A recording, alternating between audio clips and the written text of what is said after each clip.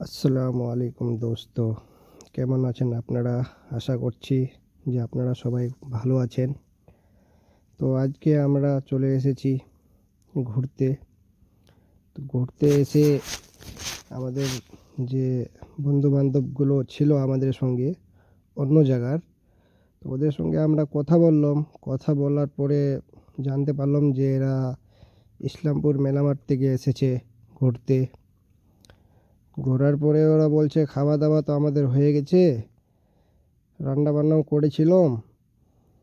তো এটা সবাই বলছে যে আমরা গেলাম নদীর ধারে, যা যা ছিল ওইগুলো ধুয়ে ধায়ে গাড়িতে লোড করে তারপরে উজু বানায় এরা আসরের নামাজ আদায় করেন। এই যে দেখতে পাচ্ছেন আপনারা, তো এরা আসরের নামাজ পড়তেছেন। আর আমরাও মানে কি যে আছি এদের সঙ্গে। তো এরা কিন্তু অনেকটা নিচে আছে আর আমরা উপরেই আছি।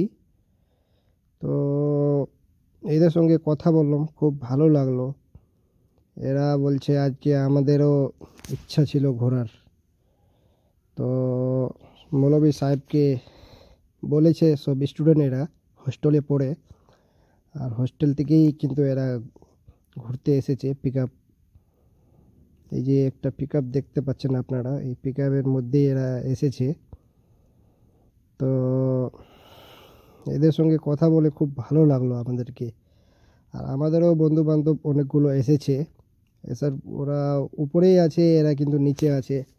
তো আমরা দেখছি যে এরা নামাজ আদা করতেছে। তো আমাকে খুব ভালো লাগলো। তো আমিও এদের একটা ভিডিও শ্যুট করলাম যে যে আল্লাহ পাককে ভালোবাসে, 5 টাইমের নামাজ আদায় করে আর মাদ্রাসায় পড়ে। আসলে এদের নামাজ পড়ে নিল। পড়ার পরে আবার এরা আবার মানে কি যে সবাই বলছে কি যে এখন তো আর থাকলে হবে না, সময় অনেকটা হয়ে গেল, আবার যাইতে হবে অনেক দূর ইসলামপুর মেলামাঠ হোস্টেলে। আবার মৌলভী সাহেব আছেন এদের সঙ্গে, স্টুডেন্টের সঙ্গে।